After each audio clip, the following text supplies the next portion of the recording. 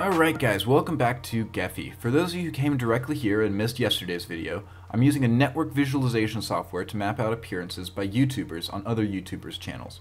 Each node in my graph is a YouTuber, and each line's width represents the number of collaborations between the two channels.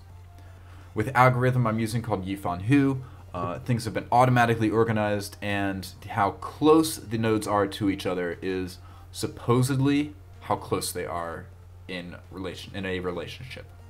My first project is looking at the Yogscast YouTube network. And for now, we have Hannah, Duncan, Sjin, and of course Simon and Lewis, the main channel of the Yogscast.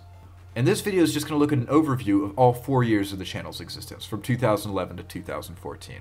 I broke down the individual years in my previous video, which you can easily get to either by a link I post right here, or, if I forgot to, which I probably did, by going to my channel and finding the playlist for this series. But here in this graph, you can see the first actual good view of in versus out group, at least in my opinion.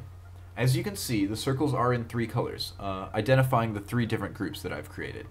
The node channels, which I have the data collected for so far, in darker blue.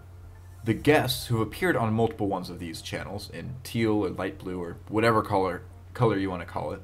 And those who have only appeared on one of the node channels so far, who I will call the uniques, and they're in orange.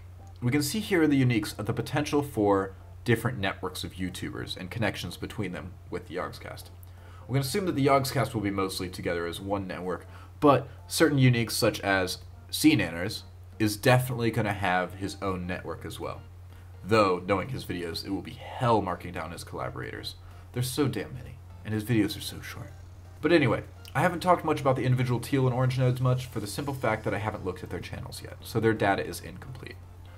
For all I know, any one of the central collaborator channels right now could turn out to be the dominant member of the Yogscast. We may have a dark horse on our hands. Let's look at all 4 of these nodes individually. Lewis and Simon.